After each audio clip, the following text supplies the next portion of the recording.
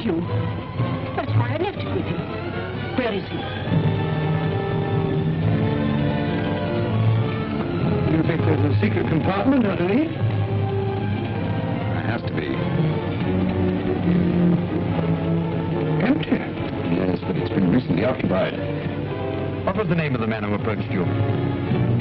I don't remember.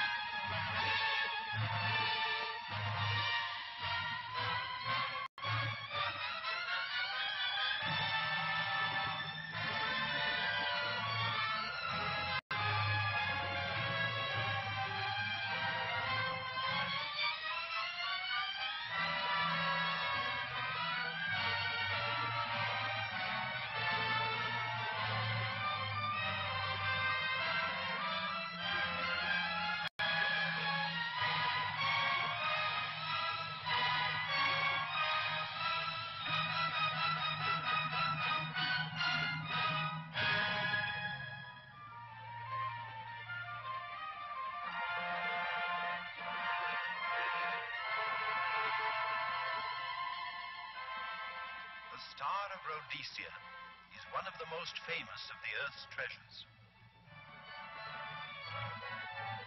First touched by the fingers of the humble Catholic, it would have been better had it never been found. For all those who possessed it came to sudden and violent death. Our story opens in London, within the sound of Bow Bells. In the shadow of Tower Bridge is the carpenter's shop of Mock and Son, coffin makers. A beautiful job, if I may say so. You'll be sure to have it at the undertaker's in time. Of course. The Scotch Express leaves Euston Station at 7:30 tonight. That leaves very little time for the arrangement of the body. Your mother, is it not? Yes. You are taking her to Scotland? Yes, Edinburgh. Her home. Oh. Thank you. Rather a nuisance. Traveling by train. Ain't it?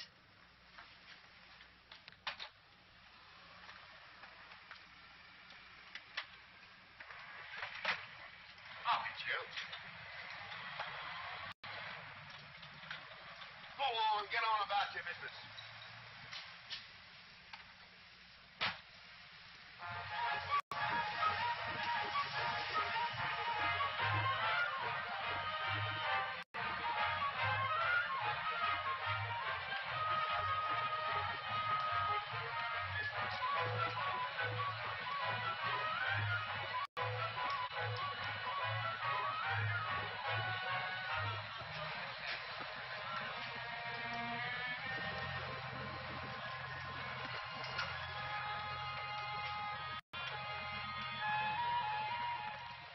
I'm terribly sorry.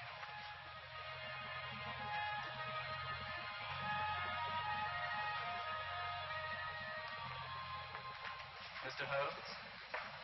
Hello. I was afraid you wouldn't get here in time. I was studying the faces of our fellow passengers. Fascinating hobby. And sometimes most enlightening. Lady Margaret is aboard the train, I presume? Oh, yes, Mother's expecting you. I've reserved a compartment for you and your friend, Dr. Watson. As a matter of fact, it's in this coach here, just ahead of the luggage van. Day coach. Yes, the sleepers are all taken. Mother wasn't interested in a bed so much as she wasn't getting to Edinburgh. So naturally it wasn't very difficult to persuade her to travel in a day coach. Exactly. It had been open to take on additional passengers. So I observed. I say, it was awfully decent of you to come, considering the fact that I was so secretive about it all. My dear Mr. Carstairs, there was no need for secrecy. I already knew.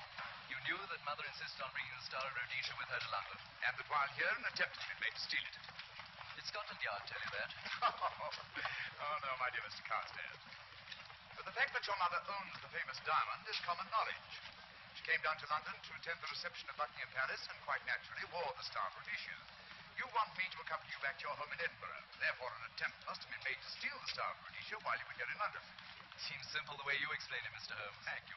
If you don't mind, I'll wait here for my friend Dr. Watson. I can't think what's keeping you. Mother and I will be expecting you. So, could I take this for you? Oh, I've been much obliged. Thank you. We'll be in compartment E. Yes.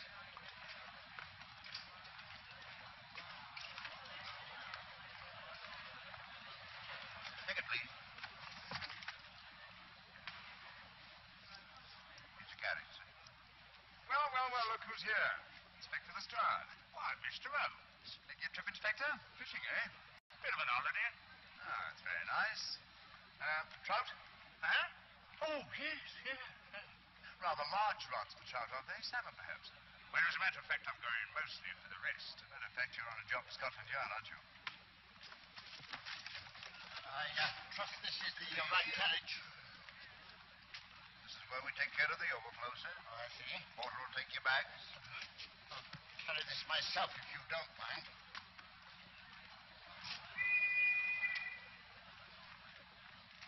Ready to go, sir. 7:30, eh? We always leave on time.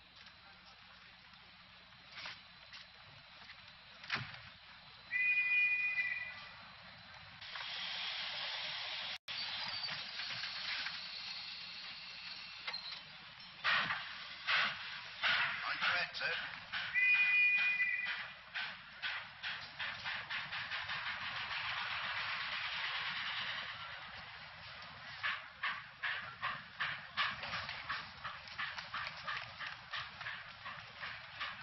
Watson! Coming, Holmes! Watson! All right, Holmes, they're coming! I beg your pardon. Nice big job.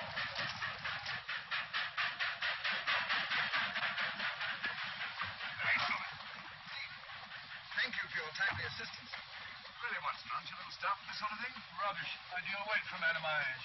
Ran into an old friend of mine, Duncan Bleak. Late of the 12th Indian Lancers, or Major Duncan Bleak, Sherlock Holmes.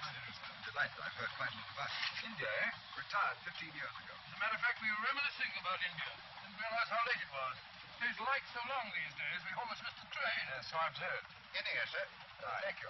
Doctor, would you care to join me in a glass of whiskey and a dash of soda before dinner? No, man, it's a good idea. What's it all about, Holmes? Do you ever hear of Lady Margaret Carstairs' famous diamond, the star of Rhodesia? Something in last week's tack about the old girl being in London with the ball boat, wasn't there, Holmes? Yes, there was. She's on this train. That's why we're here. To see that this bauble, as you call it, gets safely back to its port in Edinburgh. Sounds to me... Pardon me. Sounds to me like a police routine job. That's where you're wrong, old fellow. The attempt to make away with in London was unsuccessful. The second attempt would, in all probability, be made on this train. Huh? What makes you say that? Well, it seems more than likely that the people who planned the first attempt will not be discouraged by one failure and will stop at nothing to ensure success the second time. Sounds like Lestrade's cup of tea to me. Lestrade? He's on this train. Oh, is he? Giving an excellent imitation of Isaac Walton. I beg your pardon, gents. Come in, Mr. Holmes. My friend and colleague, Dr. Watson. How do you do?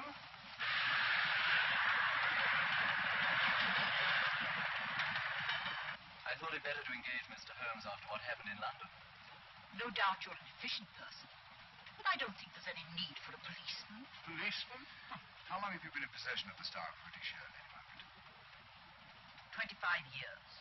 You know, it may seem strange to you, but I've never actually seen it. I suppose there's no harm since we're paying you to guard it. Rather.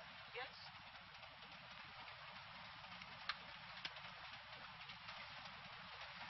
May I? Do, by all means. Thank you. Great Scott. What a remarkable stone. My husband gave it to me on our 5th wedding anniversary. 423 carats, isn't it?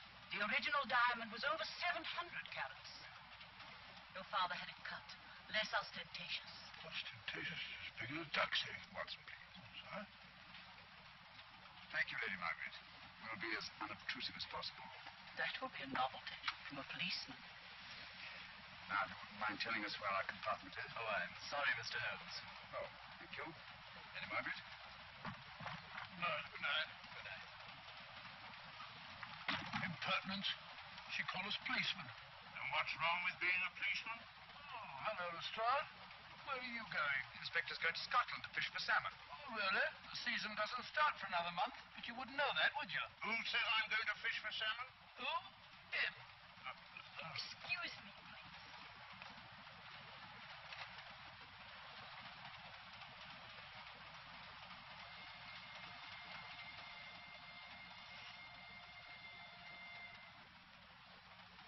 Police. Police? Here? On the train? Scotland Yard, I heard. I warned you.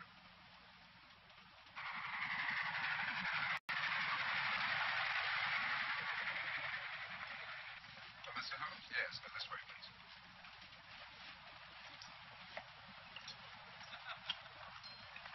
Oh, there you are, Holmes. Try some of this curry. It's excellent. Steak and kidney pudding, please.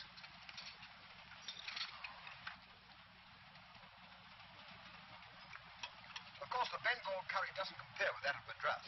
No, it's the quality of the muck that makes a difference, don't you think? The meat's unimportant. It's the spices that make the difference. Don't you agree with me, Holmes? What? I said we were discussing curry. Oh, yes, curry. Horrible stuff. Oh, one man's meat is another man's poison.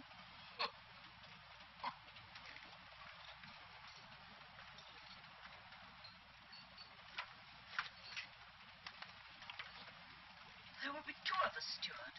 My son will be here directly.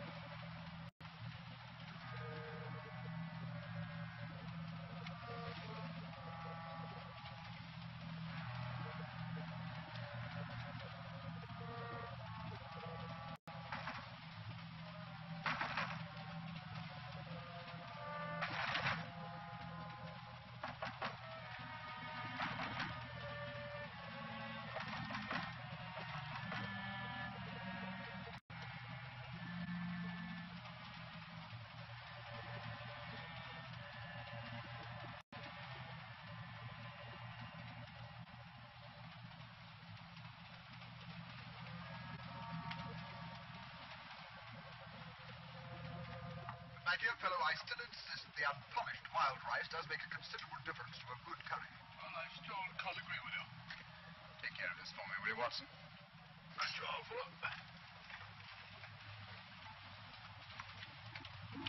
That was one of them.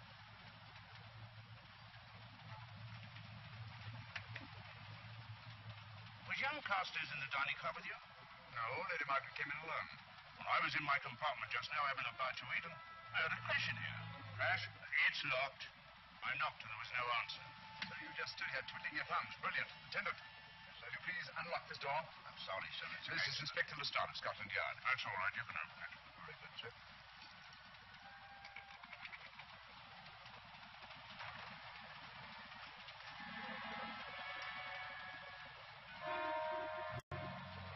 Wow.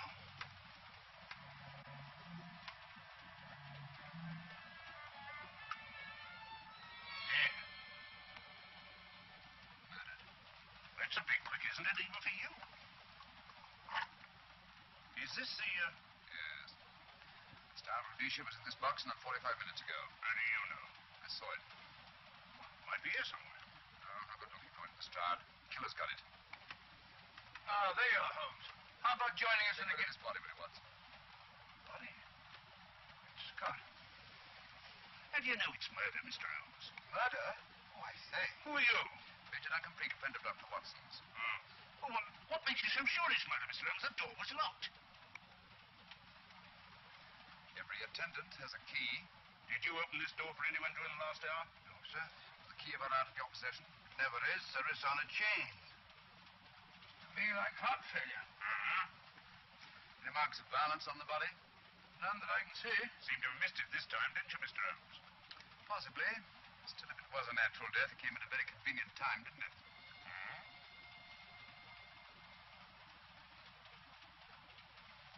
What does this mean? Star Rhodesia. It's gone. You were supposed to guard it. My son employed you. That's why I left it with him. Where is he?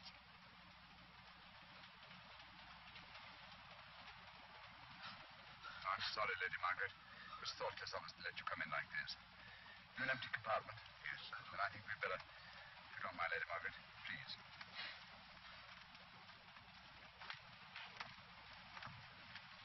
Poor chap's mother, I presume. Yeah. Well, let's get to the bottom of this. Oh, excuse me, Doctor. Poor chap, he was so young. It's such a pity. I've sent for the conductor, Lestrade. You want to talk to him, and I've asked that no one be allowed to leave this coach. Oh, thank you, Mr. Holmes. Shall we use my compartment? Thanks. Attendant, lock that door and let no one go in without my permission. You understand? Very good, sir. Sorry, old man. Official police business. Well, that's all right. I'll catch up with you later.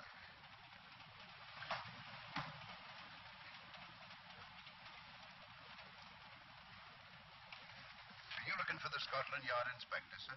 Why, yes. Right in there, sir. Thank you. Come in.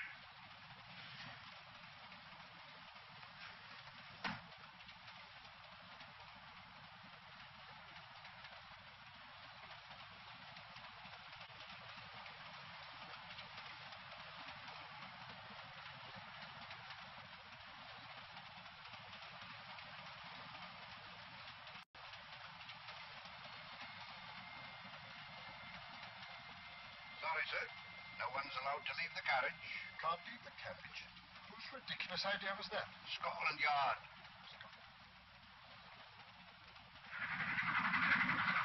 You say we don't stop until we reach Rugby. That's right, sir. Good. We'll have a thorough search of the train made before that time. Find the murderer, Inspector, and you'll find the diamond. But we don't know it was murder. Consider the facts, Lestrade. Young Carstairs was dead when the jewel was taken. Otherwise, he'd have put up a struggle, and there were no marks of violence on the body. If, however, he died a natural death, we must assume that the thief happened to be on hand just at the right moment, which is outside the realm of probability. No, Lestrade, in this case, nothing was left to chance. That's why I say find the murderer and you'll find the diamond. How do we know the thief didn't leave the carriage before we discovered the body? The attendant was in the corridor the entire time, and he's certain that no one passed into the dining car. The door at the other end leads into the luggage van, Which is always locked.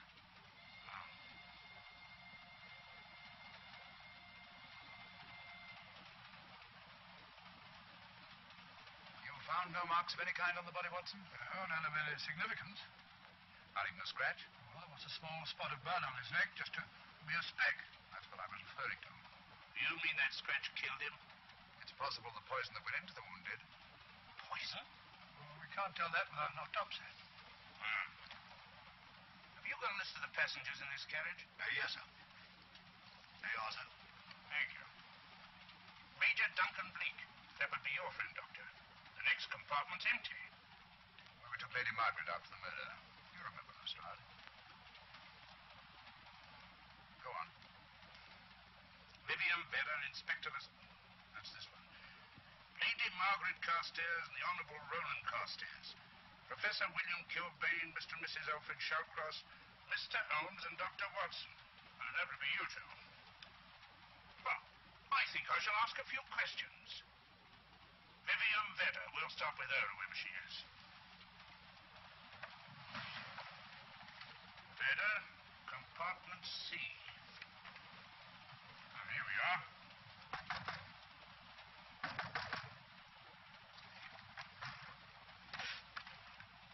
Empty. Sir Holmes, you better let Lestrade handle this thing by himself. Well, after all, he does represent the official police. With him doing the questioning and looking under the seat cushions for diamonds, we won't know any more when we're through than we do now. I can do it better myself. Why don't you, fellow? Huh? By Jove, I think I will. Probably find out just as much as Lestrade will anyway. I'll do it at once. Oh, where you just came from. Diamonds, huh? Oh, bloody yes. Well, let's start with this one. Yes? My name's Watson. Dr. Watson. Oh. To what am I indebted for this intrusion? Afraid I've got to ask you one or two questions. What you're doing on the train, where you're going, things like that, you know. Why? Customary. There's been a murder committed. Scotland Yard, Sherlock Holmes. Sherlock Holmes and I, What about Sherlock Holmes? we're cross-examining suspects. Suspects? Of what am I suspected? The fellow's dead. Murdered, you know. Now, let me get this straight. You say a murder has been committed on this train? Next compartment. And because a perfect stranger to me got himself murdered, you come to question me? Got to question everybody. Are you a policeman? No? Then by what right do you force your way into my compartment? Well, What are you doing on this train? Where are you going? Not going anywhere. Holmes and I are on the train to watch the... I know. It's a diamond or a pearl or something of fabulous value. This fellow Holmes is always chasing after missing jewels or mysterious females.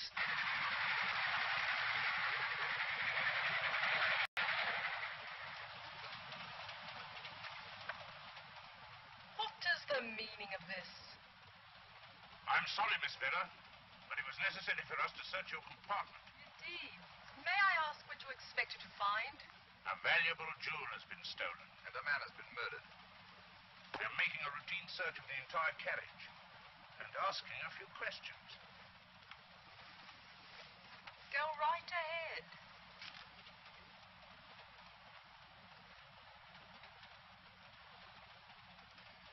I understand your journey is rather a sad one.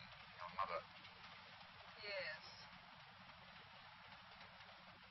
Perhaps we'd better not question Miss Vera just now, Lestrade. Eh?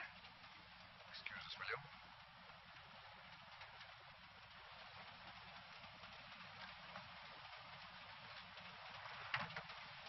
What's the idea, Mr. Holmes? None of taste, Lestrade. The young lady is taking her mother to Scotland for burial.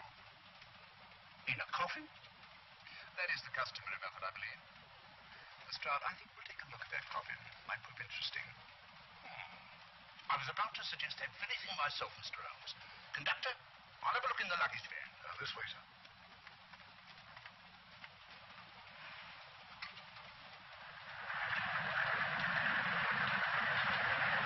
I am Dr. Watson. Dr. John H. Watson of 221B Baker Street. Retired. My friend Sherlock Holmes can vouch for me. Your alibi isn't worth a Scotch farthing. You just told me that this fellow Holmes is a crony of yours. Naturally, he'd lie. I resent that, sir. Sherlock Holmes is a very soul of integrity. Might even be an accomplice.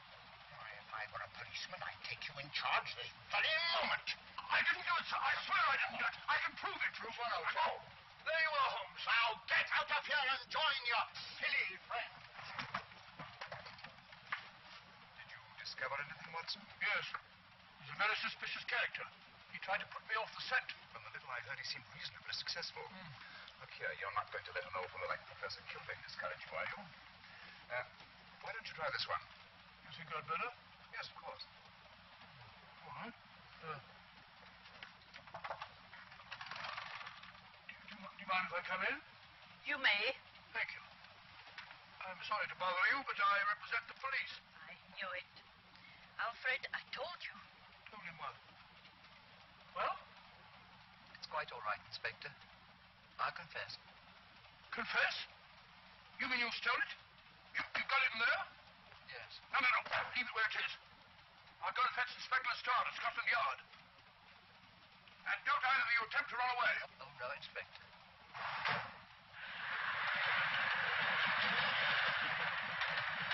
Is this door always kept locked, Conductor? Yes, sir. Only the guard and myself have keys. Got him, Holmes. Oh, the thieves. Thieves? Well, come on, speak up. A couple down there. Mr. Sherlock? Yes, they confessed. Confessed? Broke them down. Gave them the third degree. And you left them unguarded? I told them not to run away. Better have a talk with them.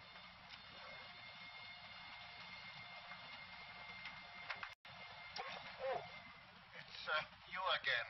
It might interest you to know that I've just caught the thieves. Excuse me, madam. You're the police, I know. I warned him. But no, he had to take it. I must warn you that anything you say may be used against you. Anything they say. They've already admitted everything. Everything? Yes, they've got it in there. I'd be glad to pay double what it's worth if only they won't prosecute. It's my first offense. You chaps always say the same thing. Come on, hand it over. Where is it? I stole it. I took it from a hotel in London. Come on. In my small way, I'm a collector of teapots. Teapots? Dr. Watson, does this look like a diamond? Not very much. Don't you mention it? What's all that about a confession? When I came in here before, they said that they took it. Well, you'll please oblige us, Doctor, by not meddling in police business. This time wasn't entirely wasted, Lestrade. At least you've recovered the teapot. Thank you, Holmes. Teapot. Fellow tries his best. What's he get? Humiliation and abuse. And the start of all people. Good man to chuck up the whole case. Might be a good idea to let the police do their own work. You mind your own business. Oh, there you are, Watson. How about a spot in my compartment? Thanks, old man. Serve him right if I got a bit tiddler.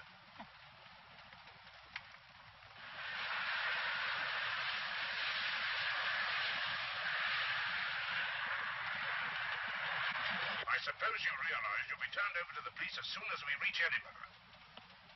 Dr. Watson, teapots. I beg your pardon, Professor Kilbane. You're in the next compartment, aren't you? I am. I'm afraid we'll have to ask you a few questions. Now, don't tell me that you're going to start. You mind? Well, of course I mind. Come on, in you go.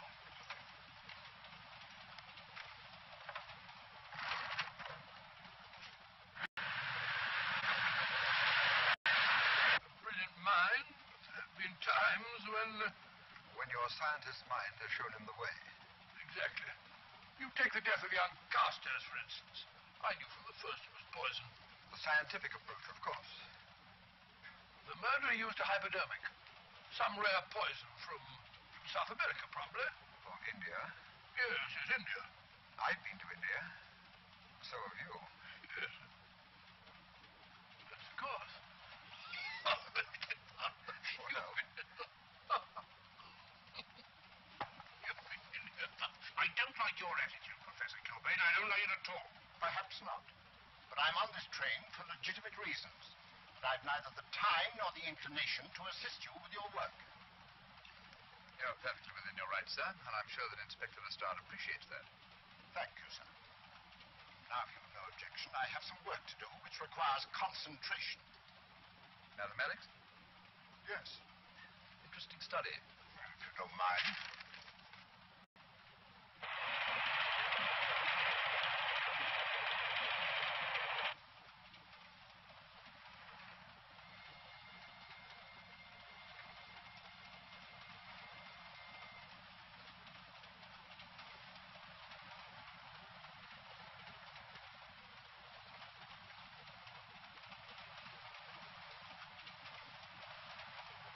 Looking for something, Lady Margaret?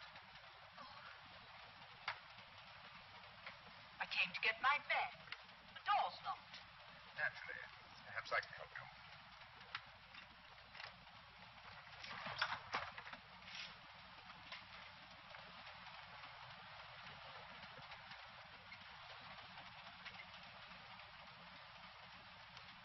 Thank you. Mr. Holmes, I must talk to you about the diamond. Oh, don't you worry about that, Lady Margaret. £50,000, and you tell me not to worry. My son employed this man to guard it, when it was stolen right under his very nose. I warn you, I intend to take this matter up with your superiors. I'm a private agent, Lady Margaret. Good. I shall report you both to Scotland Yard. I am Scotland Yard. Lady Carstairs entered the dining car alone. You and I were already there. Holmes came in later, and I understand that Inspector Lestrade remained in his compartment with the curtains open, so that if anyone had gone in or out, he would have seen them. See, you got something there. Well, let's look at this thing objectively. Lady Carstairs seemed more concerned at the loss of the diamond than at the death of her son. By George, you're right. So she was. Come in. Oh, you are, Watson. Sit down. Have a drink? No, thanks. Do you mind if I, Not at all. I've been thinking about this case, Holmes. That is, Duncan Blake and I have. Yes, so I see. The way we figure it out, the old trout is the only one without an alibi. Yes, we feel that you're approaching the whole thing from the wrong angle. Really, Watson? What's your theory? Insurance. A lot of people insure jewelry and then try and collect on it. Interesting suggestion. Suppose you go and ask Lady Margaret just how much insurance she carries on the Star Release shirt. No, thank you. Already had 2 tries. Why don't you ask her yourself? For a very simple reason. I already know. You're quite a doodler, sir. So now will you ask me? Trying to make a fool of me.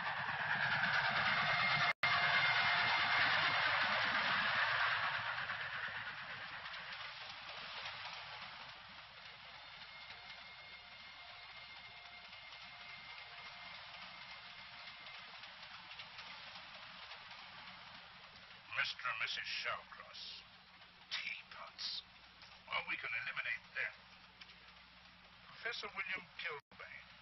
I've sent a telegram to the Edinburgh police to check up on that mathematics professor. Interesting. Now what? Well, just a coincidence. What's a coincidence? The fact that this fellow Kilbane happens to be a professor of mathematics. Come again, Mr. Holmes? Lestrade, did you ever hear of Colonel Sebastian Moran? Of course I did. What about it? Well, then, as you know, Colonel Sebastian Moran was the most sinister, ruthless, and diabolically clever henchman of our late but unlamented friend, Professor Moriarty. I've never seen him, but I've been unpleasantly conscious of his presence more than once. As a matter of fact, he was directly responsible for what very nearly turned out to be my premature death on 3 separate occasions. Pretty, Mr. Holmes. What's all that got to do with all this? Possibly nothing. However, his speciality was spectacular jewel robberies. And for relaxation, he was addicted to the study of mathematics. Are you inferring that this Professor Kilbane is Colonel Sebastian Moran? That he murdered young Carstairs and stole the diamond? Well, what about this woman, this Vivian Benner? What about her? No one's above suspicion. And Lady Margaret. She might have a motive for wanting the Star of Rhodesia stolen. She wasn't very concerned over the death of her son. And this friend of Dr. Watson's, this Major Duncan Bleak, might be just as sensible to suspect him. No. As far as we know, only 4 persons knew the Star of Rhodesia was on this train. Yourself, Dr. Watson, the murdered, the dead lad, and myself. And Lady Margaret. And Lady Margaret. I'll have another talk with her ladyship.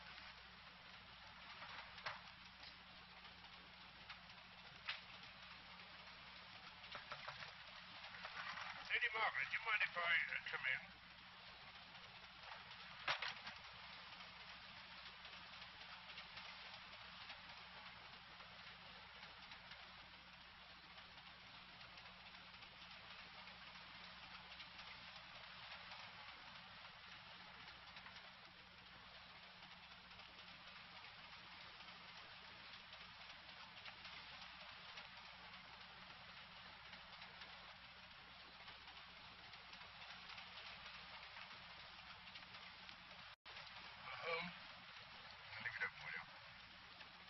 Beggar.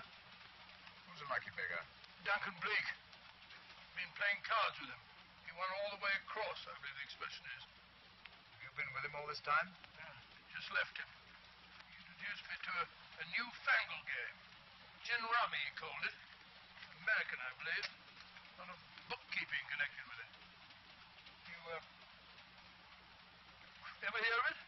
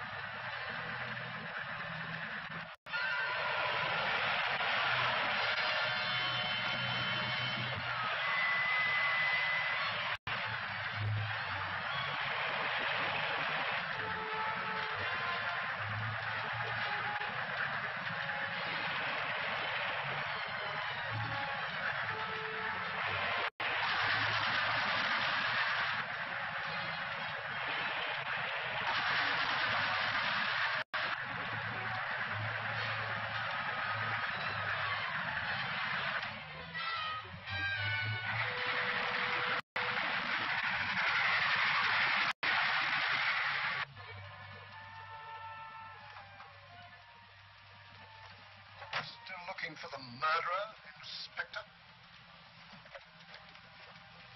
Possible, fellow.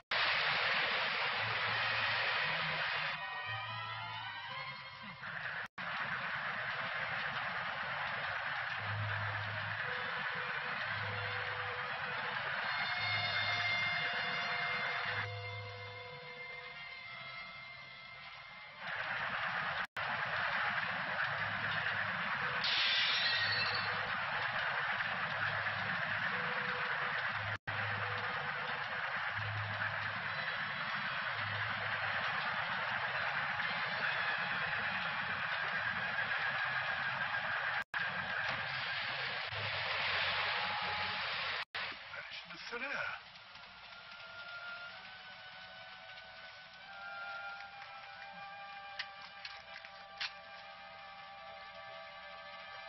There you are.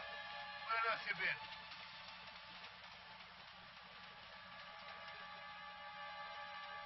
I asked you where you'd been. Oh?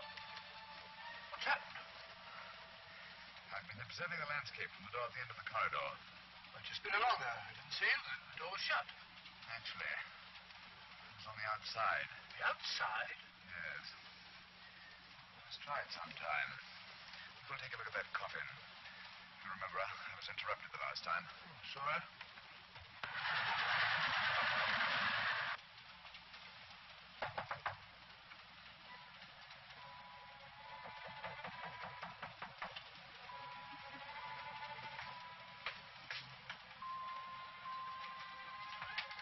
I'm Sherlock Holmes. Do you mind if I inspect the coffin you're taking to Scotland? No one is allowed in here, Mr. Holmes. I'll take the responsibility. Excuse me.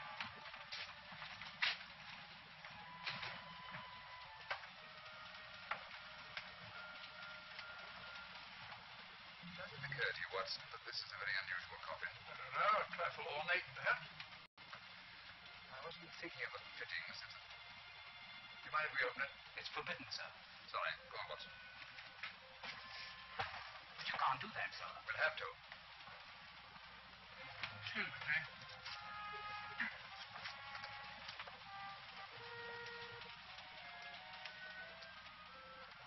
Well, lady. As I thought. Shallow. Body only comes down to about here. You think there's a secret compartment underneath? There has to be.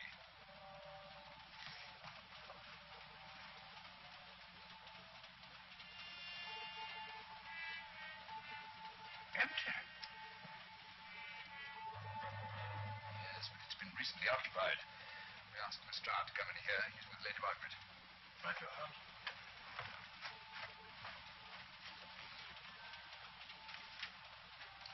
Let anyone else in here? No. Mathematics, eh? Gives me something to do.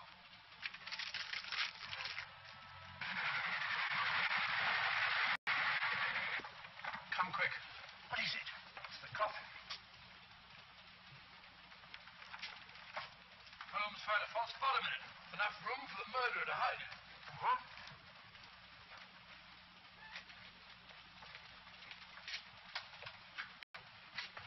What is all this, Mr. Holmes? There's where your murderer's been hiding, Lestrade. It's just a question of finding him, isn't it, Mr. Holmes? Not him. Them. Huh? This affair is obviously the work of two men. The one who planned it, the other who hid in the coffin, and at a prearranged time emerged to commit the murder and effect the robbery. What are you talking about? Colonel Sebastian Moran. You've got that man on the brain, Mr. Holmes. My dear Lestrade, I accepted this case because I was virtually certain that Colonel Sebastian Moran could not resist such a tempting morsel as the Star of Rhodesia. I'm convinced that he's the brains behind this case and that he's on this train. Oh, and how would you go about finding out which one of the passengers is this Colonel Sebastian Moran? If he is one of the passengers. Well, I suggest that you start by questioning Miss Feather. It might prove interesting. Huh? Oh.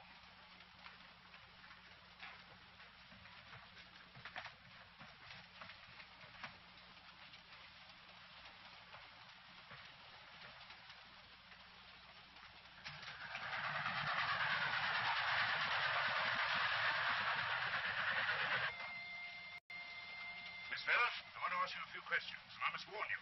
Anything you say may be used against you. Oh? Now, about your mother. Isn't your mother after all, is it? Perhaps if you explain. That coffin, we've examined it. We found the secret compartment. Well, come on, let's have it. Have what? The old story. If you insist. The man approached me and asked me to take a coffin to Scotland. He offered me £100. Were you aware that the coffin had a secret compartment? I was. What story did this person tell you to account for a man being concealed in the coffin? That someone had to leave London. Foreign agents were watching the train. Foreign agents. All right. Maybe I didn't believe that foreign agent story. You realize, of course, this makes you an accomplice. What was the name of the man who approached you? I don't remember. Miss Vera, the man who engaged you to take this coffin to Scotland, was it by any chance this man here? I say, old man, aren't you making a mistake? My dear Watson, just what do you know about Major Duncan Bleak? I've known him for years. He's a member of my club. I say, is this a joke? Does the name Colonel Moran mean anything to you, sir? Colonel Moran? Yes, Colonel Sebastian Moran. I'm afraid it doesn't. Good heavens, you don't think that I... No, of course not. You have the perfect alibi, Dr. Watson. Yes, of course. Good heavens, gentlemen, you're at perfect liberty to search my compartment, to search me. If you find the diamond, Now, that won't be necessary. The Star of Rhodesia has not been stolen. What's that, Mr. Holmes? An imitation was stolen. I have the real one. You've got it. My dear Lestrade, surely you didn't think I would allow Lady Margaret to retain the genuine diamond when I felt reasonably certain that an attempt would be made to steal it? I have had it in my possession almost from the moment I boarded the train. Confound it, Mr. Holmes. You had no right to do that. This is a police matter. Come on, let me have it. My job is to see that it wasn't stolen. It wasn't. I don't know what this is all about, but I do know that I never seen this gentleman before in my life. I shall have to ask you to remain in your compartment until we reach Edinburgh. Inspector Lestrade. Huh? Oh, telegram for you, sir. Thank you. Sorry, old man. I'm afraid my friend owes you an apology. Oh, that's all right, Watson. In a case like this, naturally everyone is suspected. We all make mistakes. Even Holmes is not infallible. And after all, the killer is still at large, you know. Yes, he is, isn't he? Well, good night. No, don't worry. I think I'll have another little chat with that Professor fellow.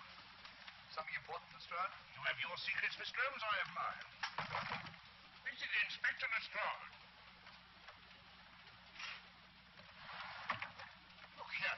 Is this racket going to continue all night? Professor Gilbane, you told me you were on the staff of the University of Edinburgh. I said nothing of the kind. You most certainly did. I heard you. Mr. Holmes here heard you. No. I merely said that I was a professor of mathematics and that I was returning to my home in Edinburgh.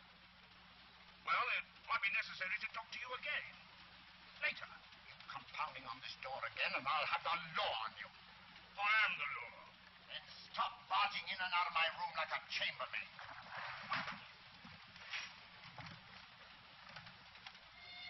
Where is everybody?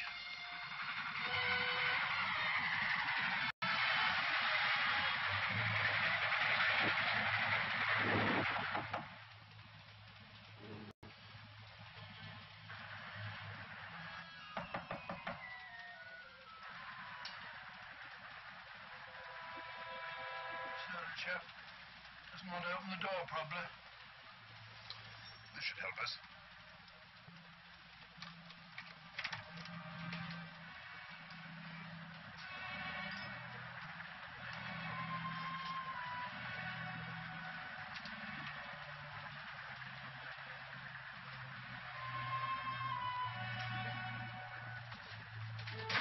Hello? Who shut that door?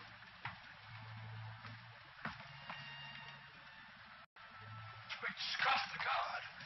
Basil came back from the scene. Derrick. Look again, old fellow. Scratch.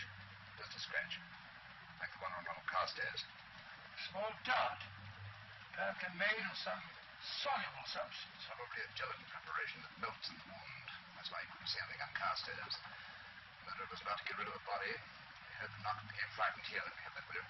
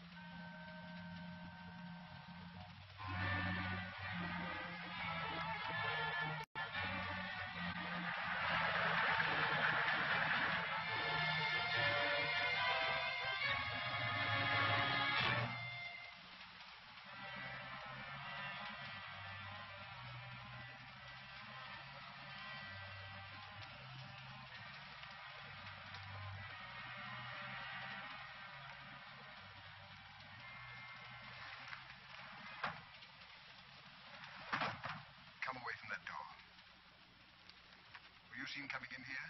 No. Sherlock Holmes and the fat bloke are in the luggage van now. How about the guard in the corridor? He didn't see me. I fixed him temporarily. Got in the van dead. I had to kill him. Here, you'd better take this. This isn't the Star of Rhodesia? You would be trying to double-cross me, would you? Sherlock Holmes got the diamond and replaced it with this imitation. Now that Scotland Yard inspector has the real Star of Rhodesia. Was he with Holmes and Watson in the luggage van? No. Good. Then he's probably in his compartment. But you'll have to hurry. I don't like it. Neither do I. All you have to do is to relieve him of the diamond. Scotland Yard inspector, why, that's something different. Naturally, it will mean more money for you. You'd like that, wouldn't you?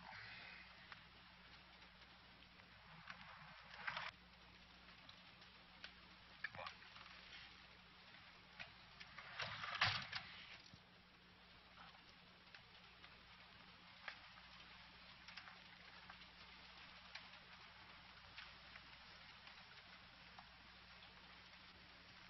He's in there.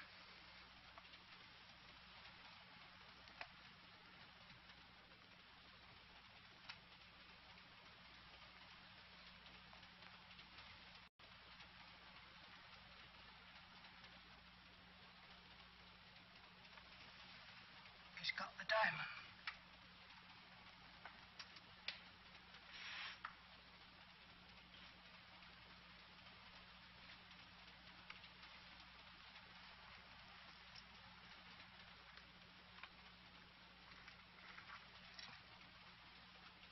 You use this.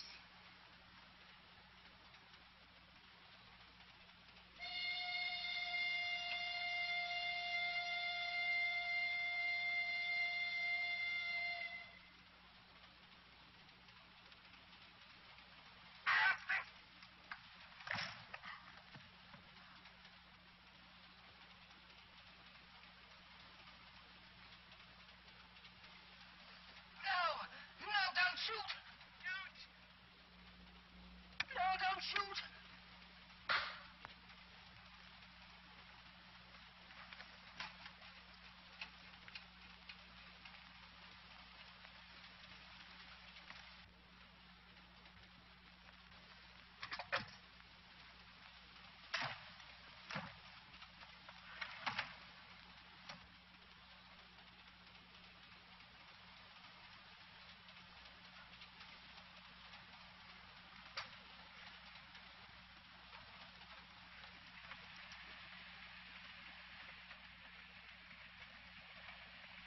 Hello?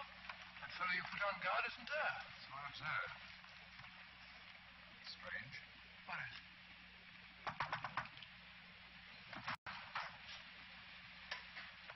Lestrade. Yeah.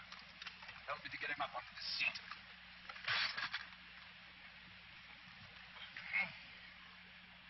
He's coming too. Hand me that water, will you? It's nothing very serious. I'll attend to it properly later on.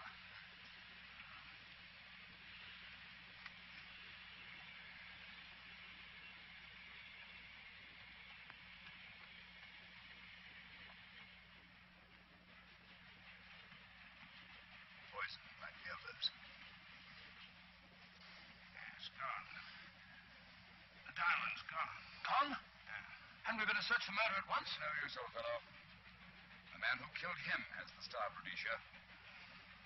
What's that? It's an air pistol, Lestrade, that fires poison darts. It's quite an unusual design. You were attacked because you had the diamond. Fortunately, this wasn't used on you. Hello, we're coming to a stop.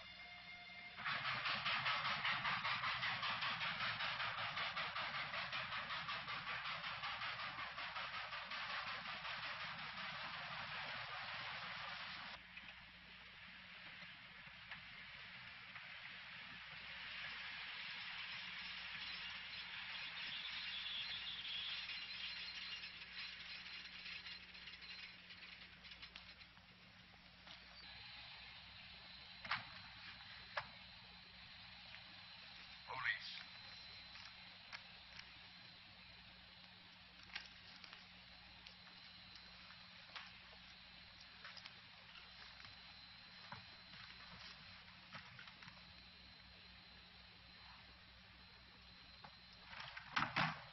Scottish police. Oh. I don't feel up to it, Mr. Holmes. Would you be good enough to talk to them? Certainly. Thank you. You keep quiet, old boy. Back in a minute.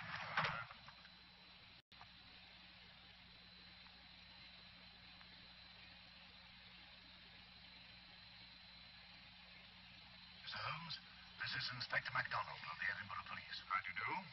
I happen to be in this district on another case, and I've received this telegram from headquarters. I want to talk to Inspector Lestrade. In due time, but I'm in charge here. This is Scotland. You've crossed the border. We've had a spot of trouble here, Inspector. And that's why I'm here. And who are you, might I ask? Mr. Sherlock Holmes. The private inquiry agent, eh? I've heard of you.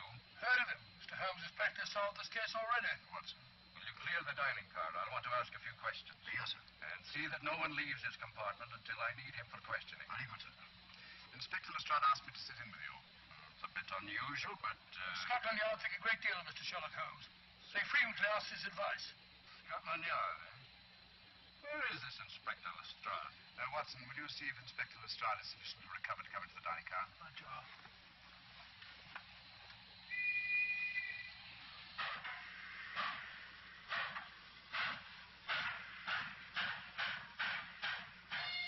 Better? I know all about you. And frankly, you're in for it. All I did was buy a coffin and bring it on the train. In my opinion, this is a matter for Scotland Yard. Scotland Yard's jurisdiction ended when you crossed the border, Inspector. So you say? That's a matter of opinion. Miss Bader's unquestionably in the plot. But you may not know Colonel Moran, however. I don't. Colonel Sebastian Moran? Is he in this? You know him? Unfortunately, I do. You may return to your compartment.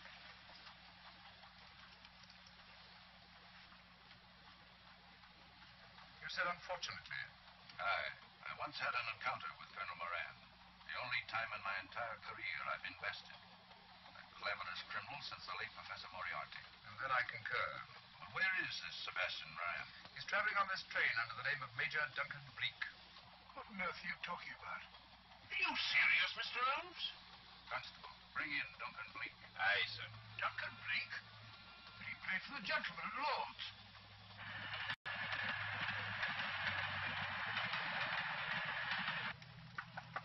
Come in. Duncan Bleak? Yes? Inspector MacDonald would like to see you. All right.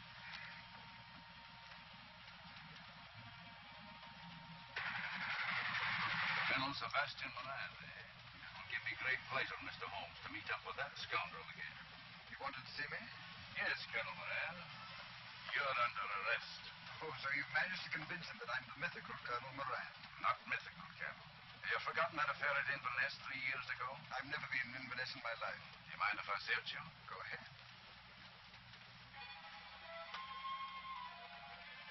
For an innocent man, you carry strange things in your pockets. A retired army officer, India. But you're in Scotland now, and there's a law against carrying firearms. Are you satisfied? Not quite, Colonel.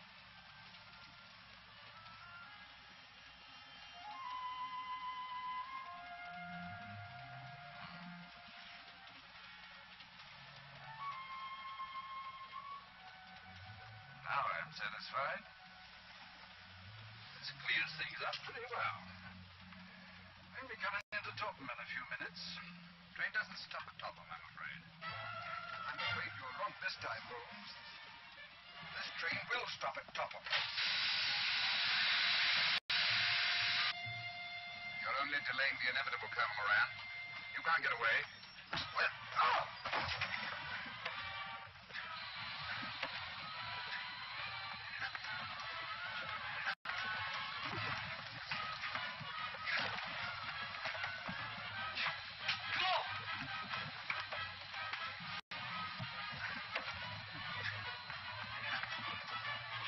Out of the way, Inspector. All right, Inspector MacDonald, here's your man. Who pulled that cord? All right, conductor. We get off here with our prisoner. Constables, take him off. Quite a struggle, Inspector MacDonald. Good work, Mr. Holmes. Perhaps I underestimated you. Was it you who hit me? Oh, I'm terribly sorry. You must accept my apologies.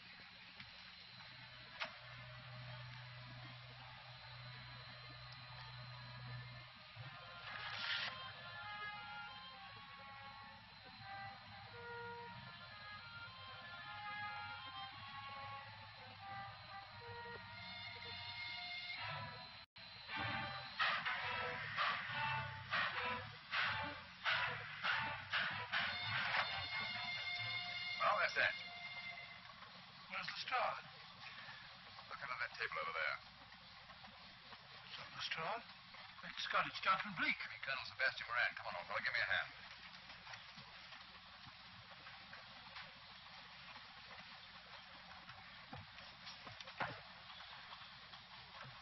What's all this about? Where's Inspector MacDonald? He's just got off the train. He couldn't have. He couldn't.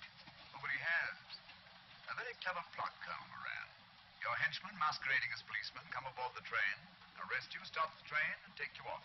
But this is fantastic. Yes, it is, isn't it? And it's a scheme worthy of Colonel Sebastian Moran. He planned the whole thing, including the coffin with the secret compartment. And in case anything went wrong, the pseudo-policeman to come aboard and take him off the train before he reached Edinburgh. Then, where is Lestrade? Well, I imagine at the moment he's pretty well occupied. Just a minute, MacDonald. Get over there, all of you. You're under arrest. Now, put up your hands. But how did you know this fellow wasn't the real Inspector MacDonald? Elementary, my dear Watson. In the first place, he didn't put handcuffs on Colonel Moran, so I had to do it myself. And in the second place, Inspector MacDonald, during the fight, was more hindrance than help, which is not characteristic of a real policeman. Amazing, Holmes. Yes, I forgot to mention that I also happen to know the real Inspector MacDonald of the Edinburgh Police. Was Lestrade in on all this? Yes, and surprisingly enough, he grasped the situation immediately. Very clever, Holmes. You've got me, but you haven't got the Star of Rhodesia. No, but I have. If in the dark I could substitute a big hulk like Lestrade for you, Colonel Moran, it's no very great feat to switch a little thing like a diamond.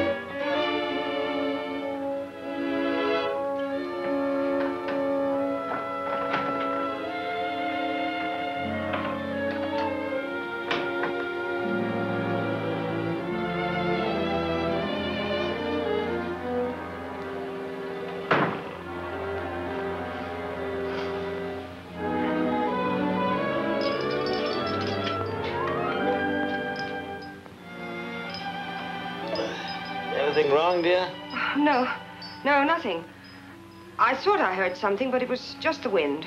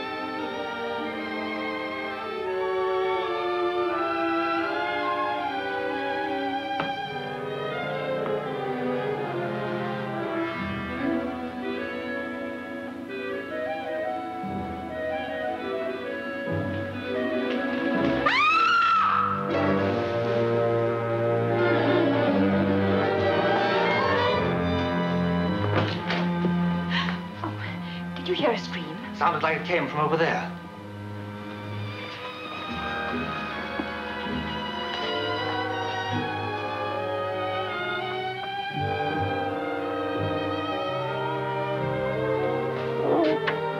What's the matter?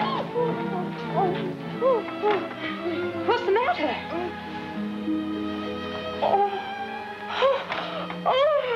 Oh, that great big man seized me. I screamed. You must have had a nightmare.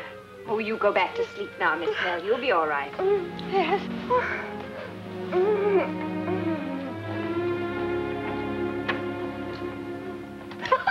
And so I ran through the forest just as fast as my poor little feet could carry me. But he was such a great, strong man and ran so swiftly that I just knew I must be overtaken soon. At last I felt him right behind me, his breath upon my neck. Then his arms encompassed me and, well, I screamed. I'm so very, very sorry to have disturbed you all. You didn't disturb me, I'm sure. I slept like a top all night. I'm so glad. How about you, Mr. Singh? I'm afraid I'm very hard to awaken, mademoiselle. In my country, one is taught from childhood how to compose oneself completely, both the mind and the body. And you, Mr. Armitage? Huh? Oh, no, not at all. I fell asleep working out a chess problem. McKinney's number 40. No, I slept very soundly, thank you. Really. I saw in the Times last evening that McKinney's going to give a lecture at Holmes tonight. What, Dr. McKinney, the American? Why, there's no other brain in the world like his. I've been wanting to hear him all my life. Then why don't you go? Oh, may I? Really? Why, that's splendid. I might stay the night with old Jerry Stoddard, too. He lives at Holmes. Yes, of course. Well, then I shall. I'll check the trains and I'll telegraph Jerry the moment we've finished. McKinney's number 40. I'll ask him to explain it himself. Well, if you'll excuse me, I must get to work. When the post comes, will you bring my mail to my room, Lucy? Yes, sir, right away. Still waiting for word about your play? Yes. But I'm doing another in the meantime. Ah, that's the spirit. Our stage of today needs new plays, too. Why, even the pantomime's gone to pot since Mrs. Armitage left it. Now, Mr. Reynolds. Oh, I mean it. Why, I can remember seeing Sinbad the Sailor in Bristol 20 years ago. And the principal boy's legs. Oh, please, Mr. Reynolds. Did you ever do any straight parts, Mrs. Armitage? Oh, no, just pantomime and musicals. That's where Mr. Armitage and I met, when we were playing Little Red Riding Hood. Well, I had no idea you'd been an actor, Mr. Armitage. Rather a poor one, I'm afraid, but I admit I did once play in Charlie's Aunt. One of the greatest successes of all time. What part? Oh, the aunt. The aunt. Sylvia, dear, you'd better see what groceries are needed over the weekend. Mr. Brunlow will never finish his play unless you leave him alone. Pardon me?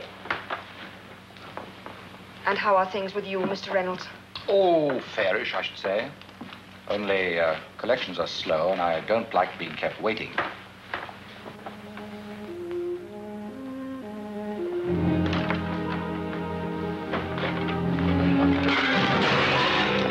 What on earth's the matter? Nothing, ma'am. Do you call breaking all those dishes nothing? It wasn't my fault. Well, then whose fault was it, may I ask?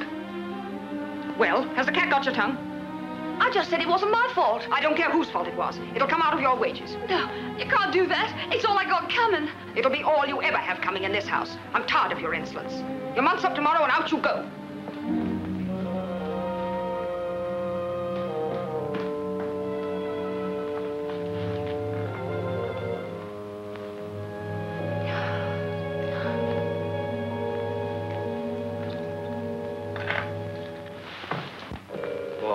Remark about being kept waiting meant for me?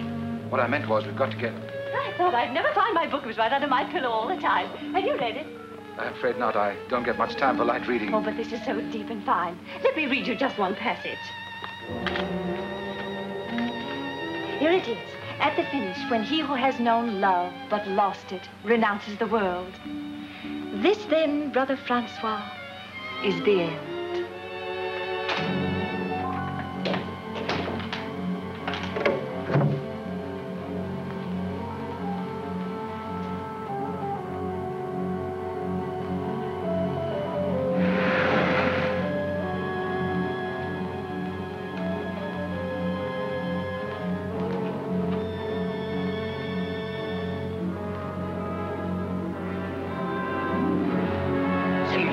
apioros. Budere apiorum, para istiorum.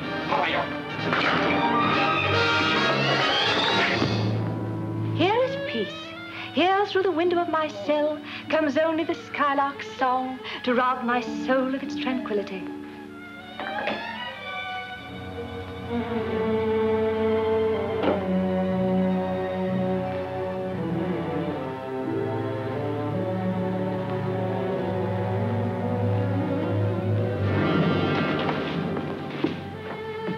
Ah, this is peace indeed.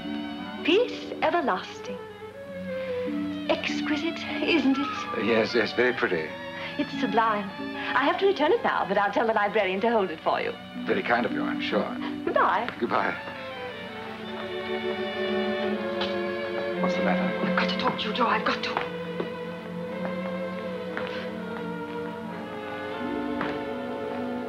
What is it, Stella? What's the trouble? It's my nerves, Joe. I'm half crazy because I never know what's going to happen next. Oh, well, that's all. All? It's enough to drive a person mad. Oh, why won't you tell me what it's about? Now, Stella, don't start that again. Surely you know by now that I'm not going to run you into any danger. How do I know? I don't even know what happened last night. Last night? It was almost dawn when you came in and...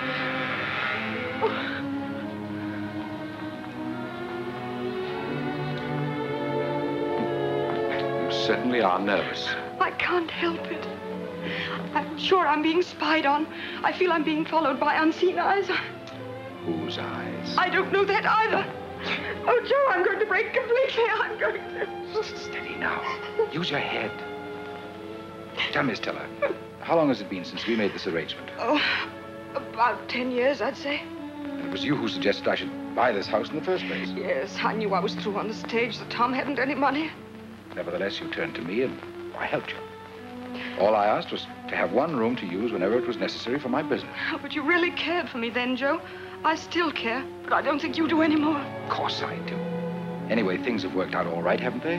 You made a bit of money and I've done fairly well myself. Yes, but it's how you've done it. That's what worries me. There you go again. You know what killed the cat? Oh, it's not just curiosity. It's fear, I tell you. When I think that Sylvia's growing up, I'm terrified she may find out. I should say she's too busy making a conquest to bother much about anything else. Oh, if you mean young Mr. Bromlow, he seems a nice enough chap. Not very successful. He can still afford to take her to the theater every Saturday night, can't he? You mean the cinema? And they usually get back about 11, I believe. So they should be out of the way by midnight. Oh, I knew something was brewing. I won't stand it. I tell you, I won't permit it. You mustn't, Stella. This is important. What is? This deal. It's something different, something big. And if I put this one over, it's going to be my last. Will you promise me that? I'll give you my word, if you'll help me. How? By seeing that Sylvia and young Bromlow get to their rooms as early as possible tonight. How about Miss Snell? Oh, she's never up after 10 o'clock. Tom? You heard him say. He's going to that lecture at Holmes tonight. Splendid. That accounts for everybody. And you get to bed early yourself. Sleep as soundly as a kitten, too. You don't trust old Joe, don't you? I try to. Give us a kiss.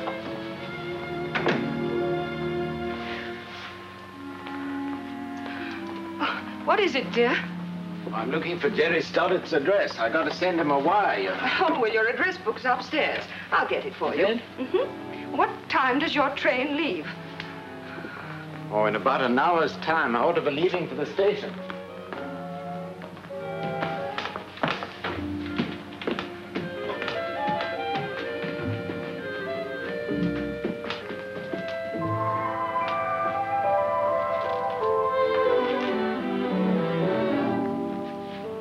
So Mrs. Armitage was right. You were listening. Suppose I was. I had good reason. I wanted to hear what he had to say about me. You flatter yourself. Why should we discuss you? You mean she don't know? What on earth are you talking about? About you and me. If that's what you thought, I'll ease your mind. Mrs. Armitage knows nothing whatever about you and me. I thought that was why she gave me the sack. Anyway, she did. So what are you going to do? What can I do? I'm only a boarder. That's what you say. I think different. What are you hinting at, you little fool? Oh, I don't know. I wish I was dead. Just imagine how you'd feel if you were kicked out in the street without even a shilling. Unpleasant, I'd say. Unpleasant? Is that all? Well, let me tell you how I feel. I'm fed up. I'm sick of being worked to death and kicked around. And I'm tired of broken promises, too. I never promised you anything. Oh, yes, you did. Promises I never even asked you to make. So now you've got to help me. Stop that row. I've given you more than you deserved already. But you can't let me down now. You don't dare. You threatening me? No, I'm telling you. Then I'll tell everyone else. Then you'll go to jail for attempted blackmail. You've still got a few things to learn, young lady. Yes, I suppose I have. There's something strange about you in this old house. What's that? There's something queer going on here. Now I know you were listening. What did you hear? Nothing, honest. I swear I didn't. I thought you'd heard I'd wring your neck. I didn't. You talked too low. Then let this be a warning to you. Keep your mouth shut about me and everybody else around here. Now get out. All right. I'll get out. But I'll not forget, neither will you. Because I'm homeless and desperate now. And all because of you and that woman. So whatever happens, you've only got yourselves to blame. Get out.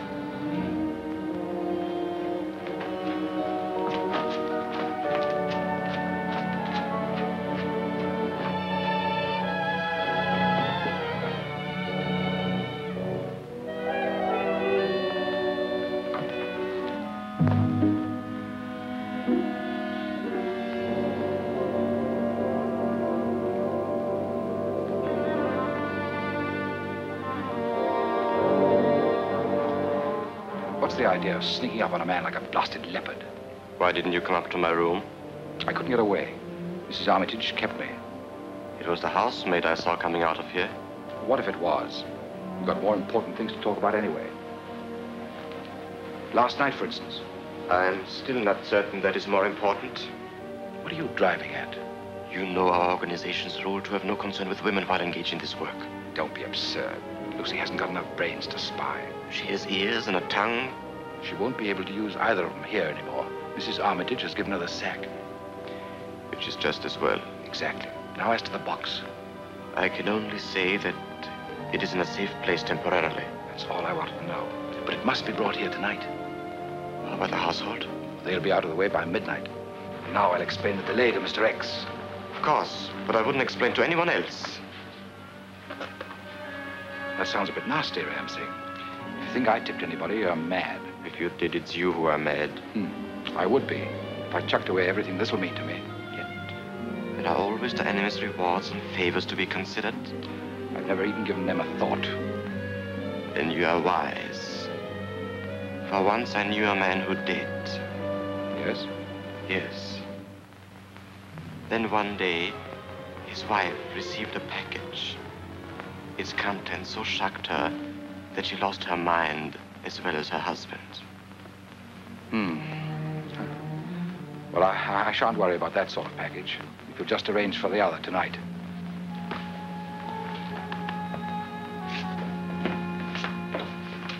Well, I'm on my way, Mr. Reynolds. And as excited as a child. Well, who wouldn't be? This is the realization of one of my greatest wishes.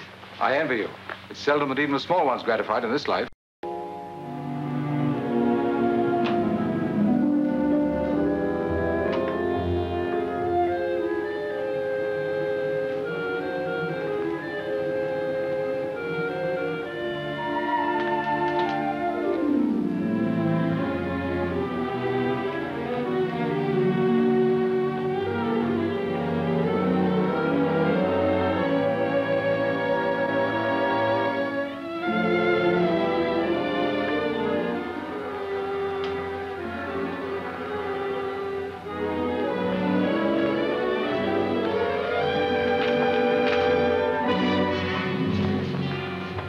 I told you to stop slithering up on me like that.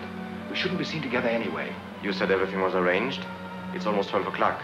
Mrs. Armitage and the old girl are coming up now. The maid went to bed hours ago. That right, Miss Armitage. They'll be in any moment. If they are not? The car can keep on cruising till you answer its signal. My, it's almost midnight. Not really. And the sunset is so gorgeous. Sunset? Oh, I'm sorry. It's this wonderful, wonderful book. It's just too absorbing. Oh, well, then why not take it up to bed with you? Yes, I think I shall.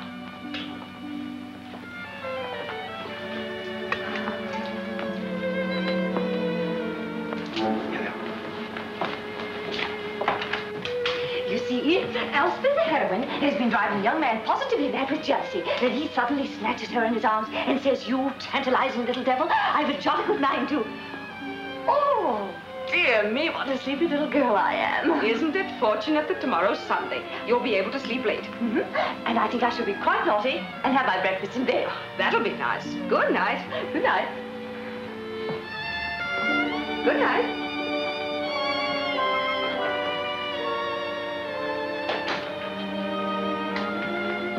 Why aren't Sylvia and the young man in? They said they'd be in early. When they do come, get into their rooms right away.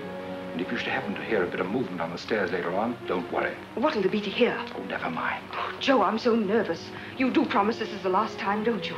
Don't start all that again. All right. But this is the last time. I'm going to put a stop to whatever's going on for Sylvia's sake, no matter what I have to do. I don't like your tone, Stella. If you're trying to frighten me, you're making a mistake. Because Bread and butter. Bread and butter. Well, they left the light on for us. I promised Mother we'd be home early. Well, let's turn it off. She'll think we're in our rooms. You know, you look really lovely in the moonlight. Sounds like a Gilbert and Sullivan song. No, I mean it. Moonlight softens and subdues. Stirs one's emotions, too. Stop that prattle. Sylvia? Yes, Mother. Coming right up.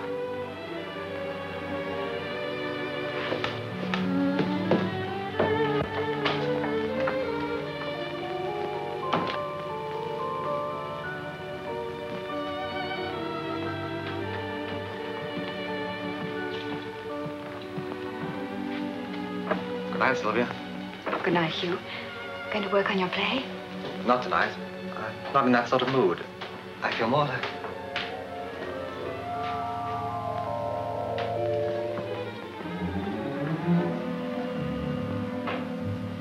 Strange. She didn't even look at us. She couldn't help having seen us.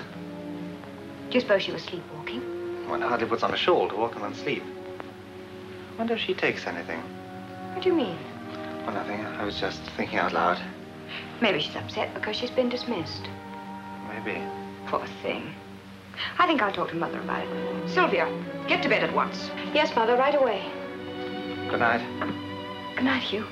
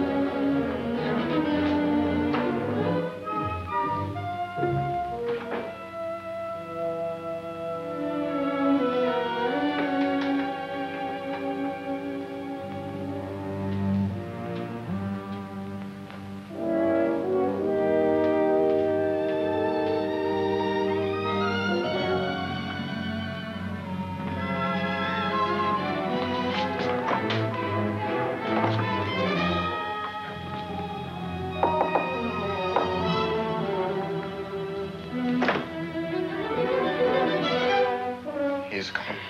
It's a trap. Whatever happens, they mustn't get it.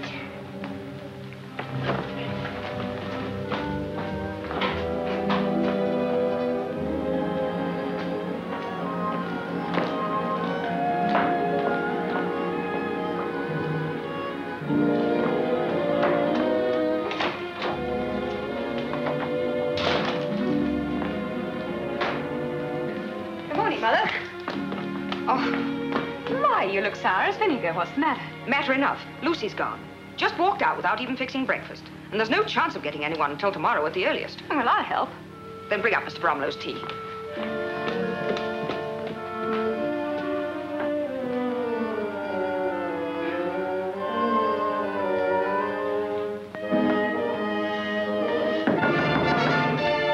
Miss Snell, I'm afraid you won't be able to have your breakfast in bed.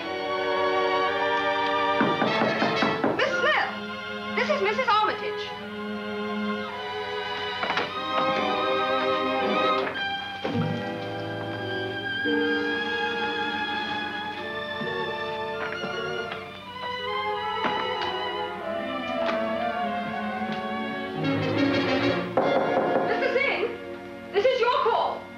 It's 9 o'clock.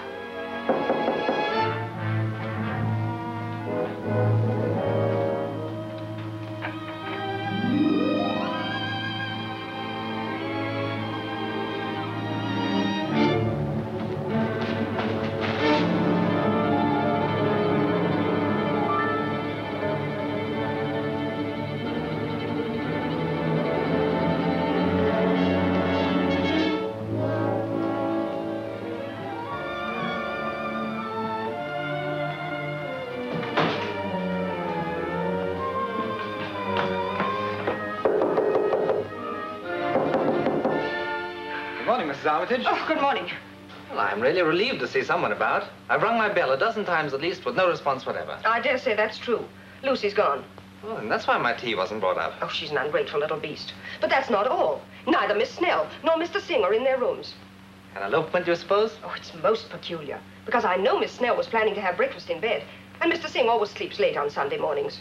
They're probably both at Gretna Green right this minute. Oh, no, joking, Mr. Bromlow. I can't understand it. I can't get any answer from Mr. Reynolds either.